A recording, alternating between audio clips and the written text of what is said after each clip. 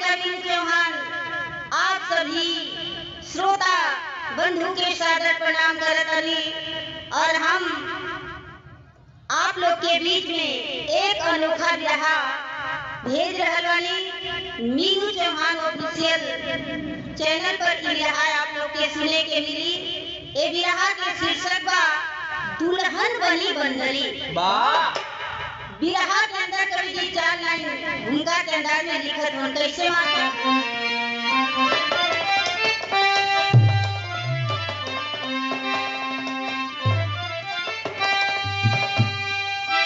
कि मंजुल मनोहरी मारन सधन की अरे छवि चेहरानी घटाले नुरानी सुंदर सुघरिए सरवर किनारे लीन से तपस्या में सोनत मुनि ज्ञानी लहरे बसंत पाके मौसम सुहाना कली खिलखिलाती ले नूतनी जवानी अरे कोयल चकोर मोर बन में बिहरते सुने जा बगल की अनुपम कहानी।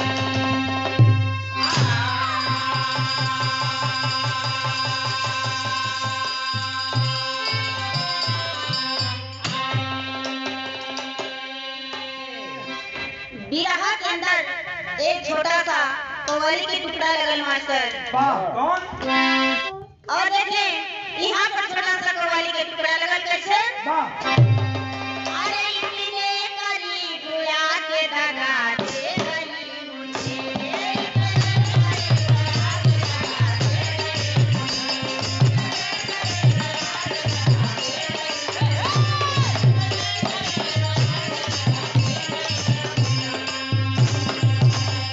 अरे इतने करीब आके दगा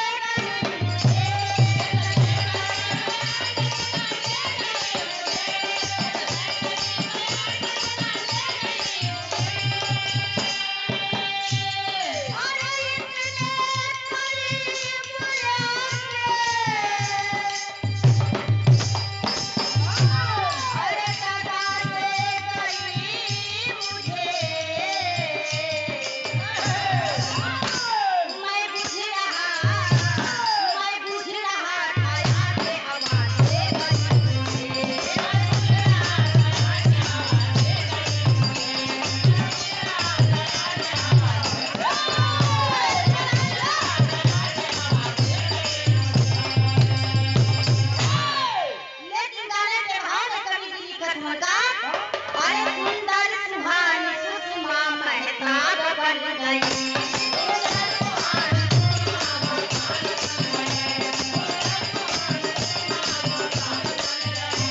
अरे सुंदर सुहानी सुषमा महताब बन गई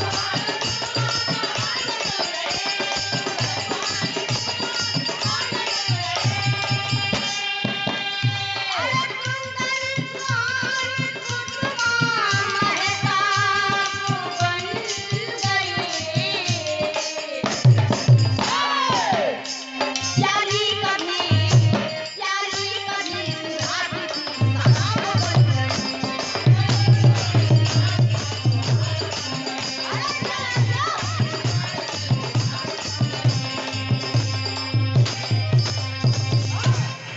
यहाँ से कहानी की शुरुआत करल मास्टर।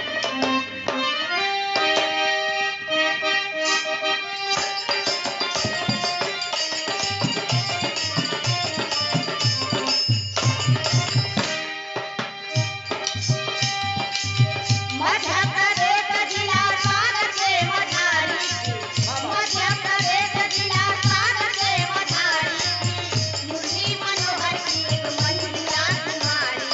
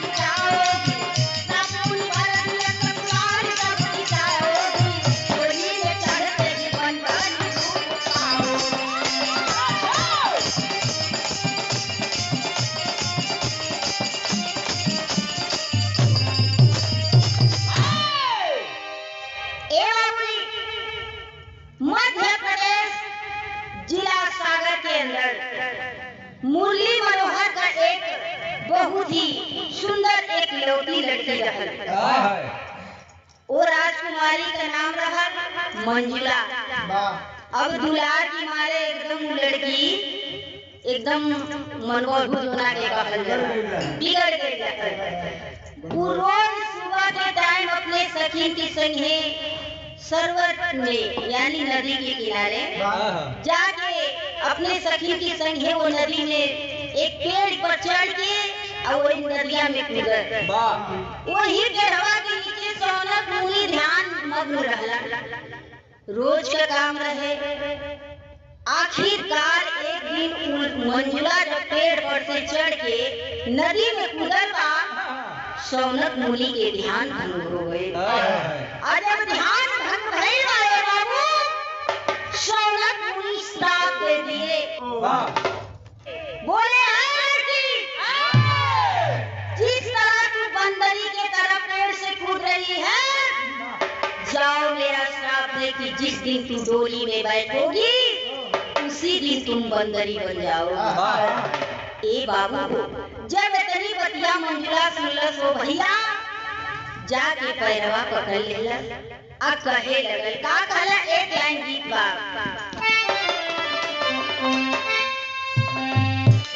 पूरे गीत का लाइन बा बिहार के लड़का सासू माँ ने कहा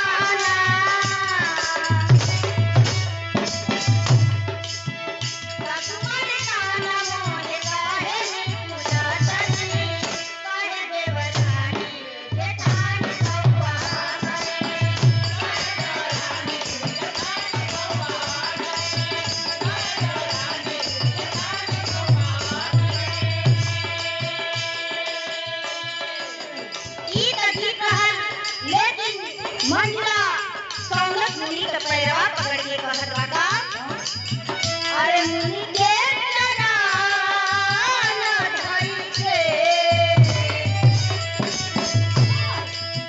मुनि के चरण धरि के रोवे टकोरिया छिप गए बदरा में चावल अधोरिया।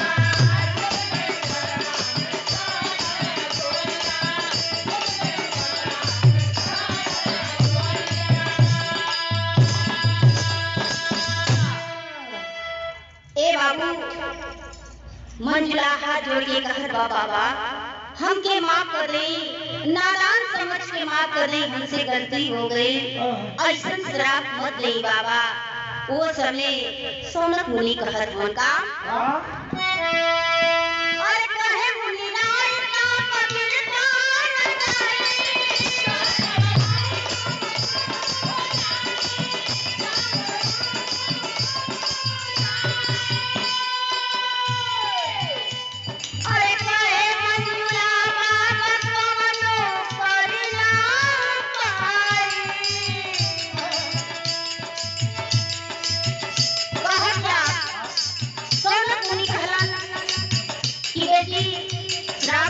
ना बोला। वो समय कहलक कि बाबा कौनो उपाय करा।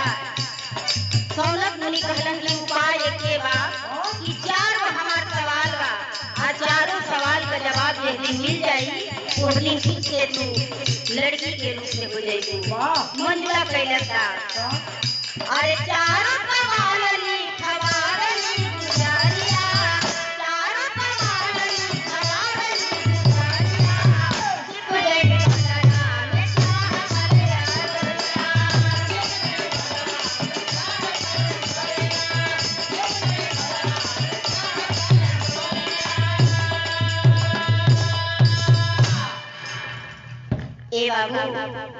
चारों सवाल के मंजुला लिखोले बा और भोजपत्र पर सौनक मुनि चारों सवालवा लिखलन, लेके वो भोजपत्र चल देलस। धीरे धीरे समय निकल बा। मंजुला की शादी हो गई। आज जब विदाई सुबह के समय डोली में जब मंजुला बैठली बाबू, वो समय भई का एक लाइन गीत लगल।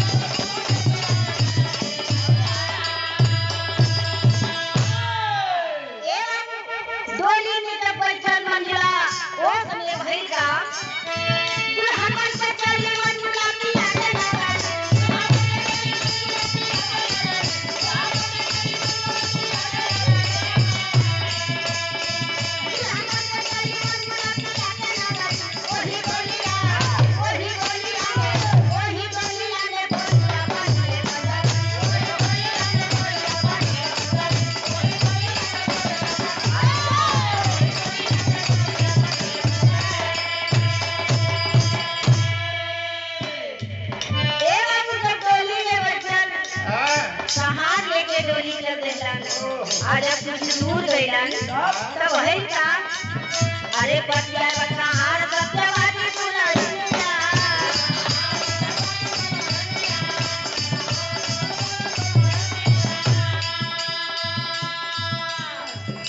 अब भूल से भी हल्की लागे दुल्हन के बटन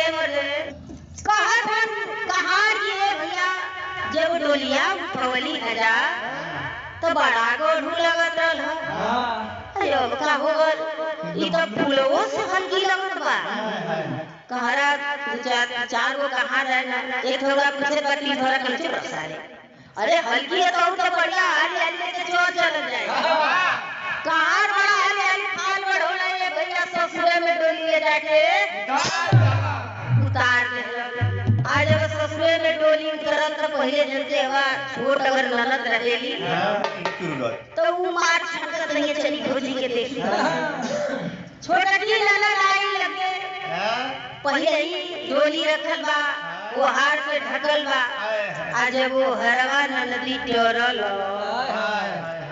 तो भाई का ये भैया एक लाइन गीत लगल अरे बक्सर जिला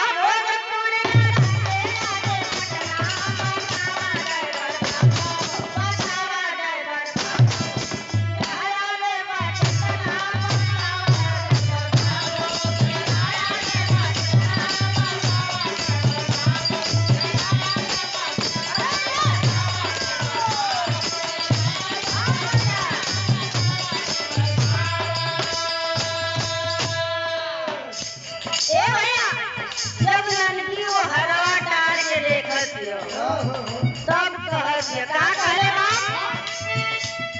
अरे आई हो तारा जान बताओ भागल बाटे डोलिया में आई रे माई डोलिया में आई रे माई दुल्हनी आया रे डोलिया में आई रे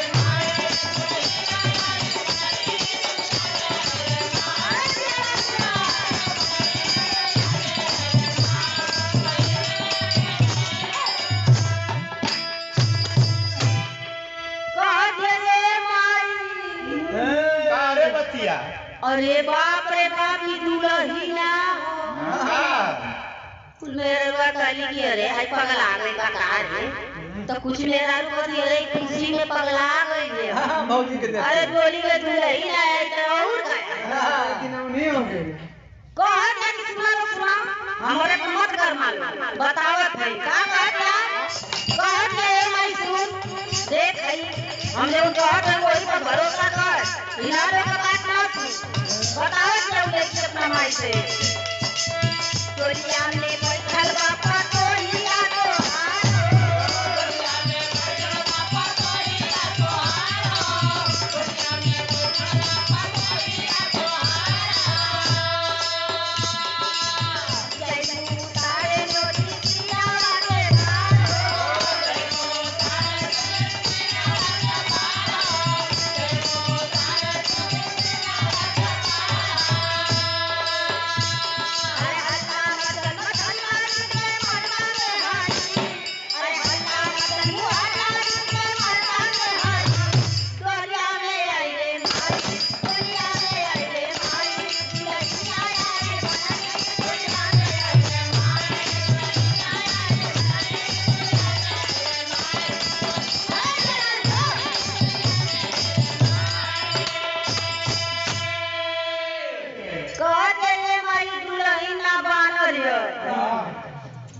मतरिया सुनल कहल लगत हमारे लड़का का किस्मत फूट गई। बतावा हो ये तना सुघर लड़की देखले रहली आई बनरी कहाँ से आ गई अब वो बेचारी अबुआ के खोजे लगे कहला बुआ कहाँ गले दार मुझका बरवा की कहला लड़किया से तन देखाओ तोरे सही बात का ए भैया जब धीरे धीरे धीरे धीरे पूरा गांव जुट गई आ जब गांव जुटल तब बोले तनी सा मौका पौला बनरी वो हरवा टंगाल गप बनरी वो हरवा में से निकल के पेड़वा पर चढ़ी गई सब कथरे मरवाई के डुलियन से सही बनरी निकल गई हां वो चढ़ लो पेड़े पर हिलावत थे देखिए देखा बाबू है का बियाह में कवि के लिखे के पढ़ल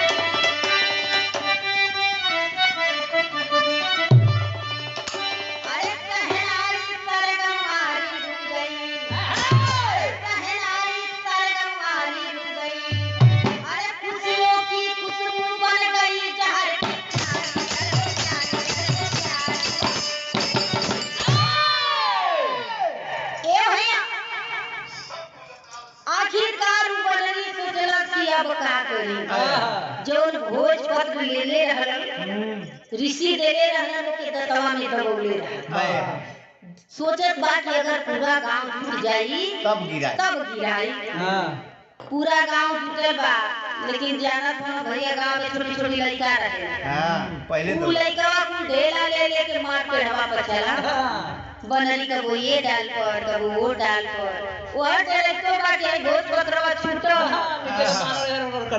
ए बाबू भाई का एक लाइन गीत लगल वाह अरे हाथ में रुमाल लेके अरे पोछा तारूंगा लो की बात अरे काटा मने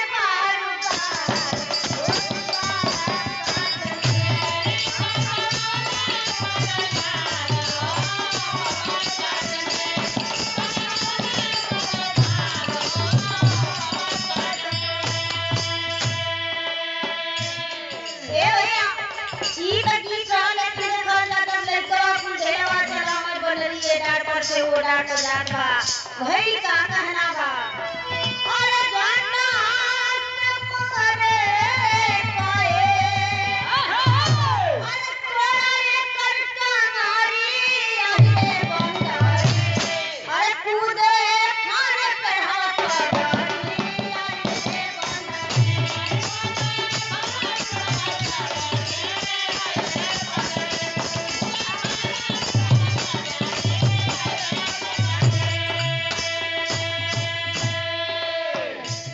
के तमाशा देखे नारायण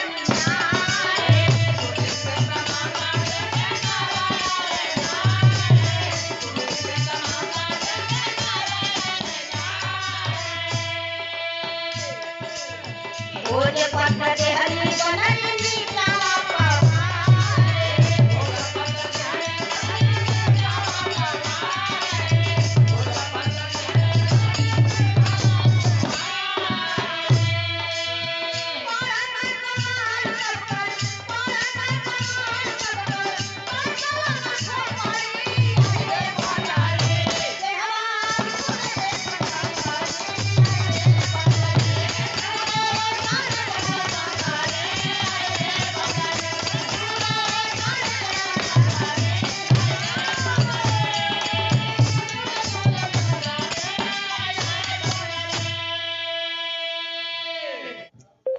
ए भैया आखिरकार बनरी देखत बाकी अब लगत है गांव का पूरा लोग टूट गइलन मर्द नेहार दारू बूढ़ जवान लड़का सयान सभे जुटल बा मौका मिल गई लोगन के बीचे में वो भोज पत्रवा याद गिरा दिला लोग जब देखला कहला रे ई कैसन कागज है लोग उठा के पढ़त हनी बाबू लोग उमे सवाल पढ़त हलो भोज पत्र में 4 सवाल लिखल का लिखल हल वाह पापड़ के हम कहना बा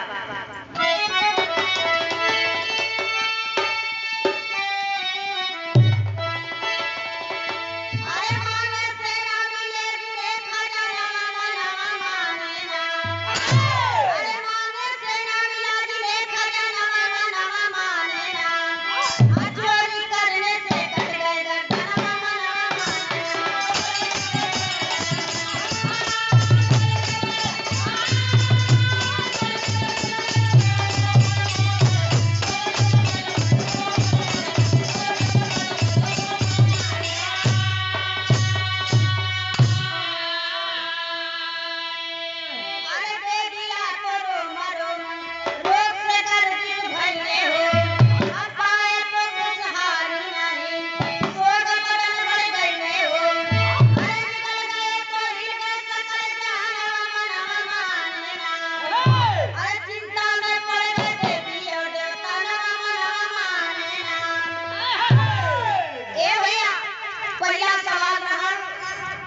कि मांगे से ना मिला दिए खजनवा मनवा माने ना और चोरी करने से कट गए गर्दनवा मनवा दूसरा सवाल रहल दे दिया तो रोम रोम रोग से गर्दिश भइले हो अब पाए तो खुशहाली नहीं शोक बदन बढ़ गई तीसरा सवाल रहल निगल गए तो हिल गए सदन जहनवा मनवा माने ना और चिंता में पड़ गए देवी और देवता नवा मनवा चौथा सवाल बता अरे वोट लिया रहा गया घर घूम तो गई बदन पिघलाई अरे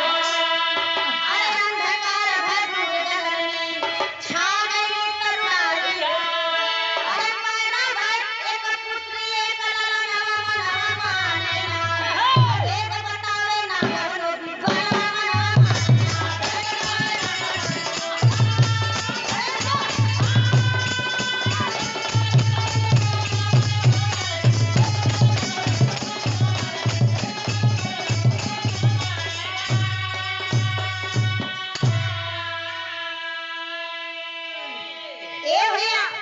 चौथा साल रहल घोट लिया रह गया गर्भ तब गई बदन पियराई हो अंधकार है दूर गगन में छा गई तटराई हो पैदा है एक पुत्री एक ललनवा मनवा माने ना अभेद बतावे ना कौनो विद्वानवा मनवा जब ये चारों सवालवा लोग पढ़त हने भैया सबका दिमगवा एकदम हिलाए खोपड़िया तड़तड़ाए लगे आखिर इस सवाल का जवाब का हो सकत तब तक कोई भीड़ में भई का अल्लाह के भावना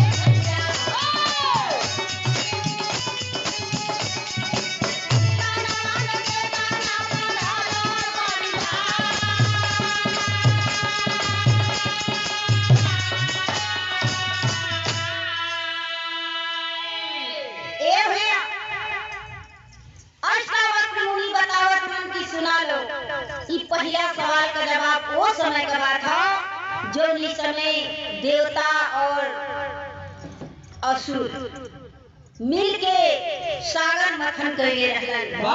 उनमें से अमृत निकलल और अमृत के कारण तकरार बढ़े लगल, जो कि अमृत देवता लोग के मिल गई तो एक राक्षस राहु सोचलस कि अब तो हनुमान के अमृत ना मिली। जाके भेष बना के देवता के चोरी चोरी अमृत पी लेहलन।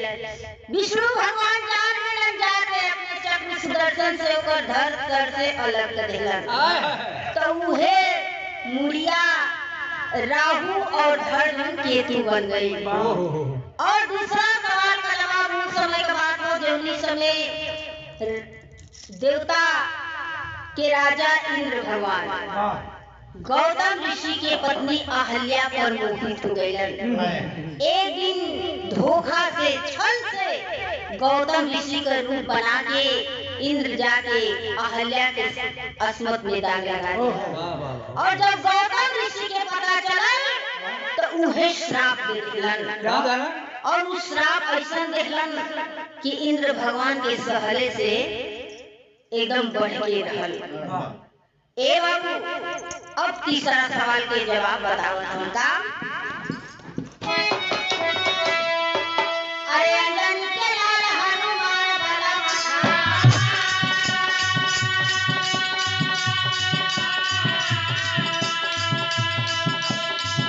अरे सूर्य को निकल के होई चले अंधारा।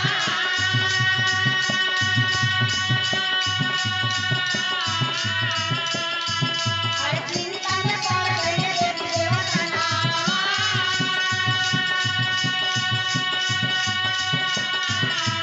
सगरे जहान मचल हाहाकार।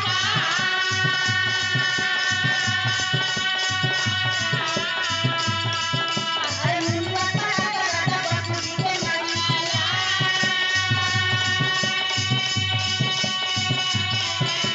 रावण से घोट गई सारा दुनिया।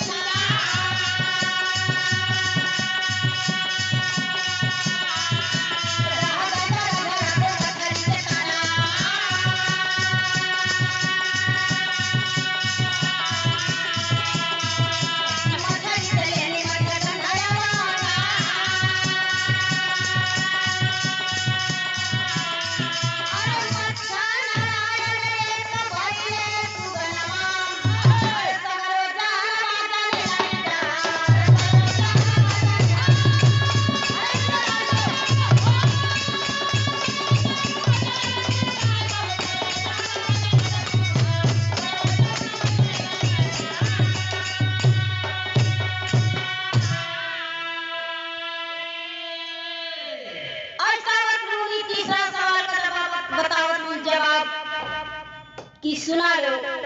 ये तीसरा सवाल का जवाब वो समय का हो जबकि हनुमान जी बचपन में रहलन। बचपने में सूर्य भगवान के घोट गईलन। और जब सूर्य भगवान के घोट गईलन तो पूरा दुनिया अंधकार में डूब गई। लोग चारों तरफ हाहाकार मच गई। ई वही समय का बात है। और चौथा सवाल का जवाब सुना लो कि एक बार मुनि पराशर और राजा वसु सरजू के किनारे नहात रहलन लोग।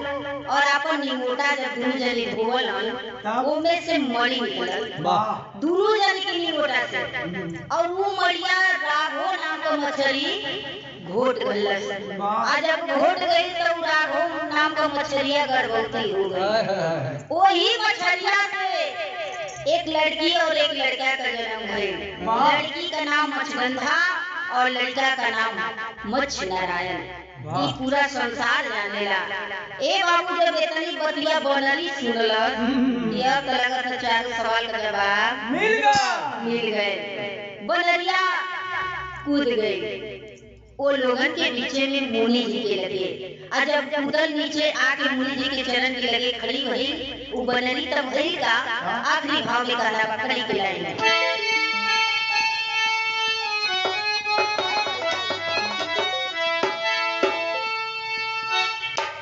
फिर से बजा खड़ी के भाव में कहना बा।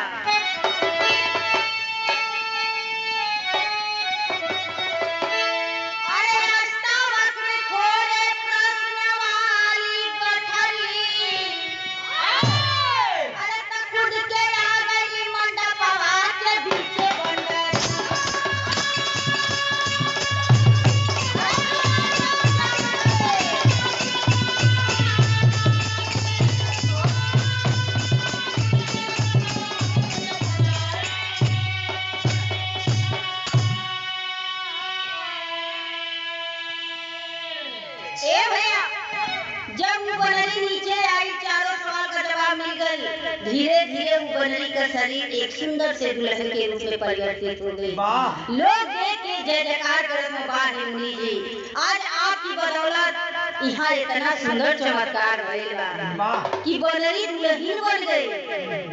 ए बाबू देखा भइल का कि बेटवा बताए मुनि रहिया किनारे, सासू जी पतोहिया का आरती उतारे। अरे दुल्हा बेचारा कलर वाला टरी, खुद के आ गई मंडप के पीछे बंदर।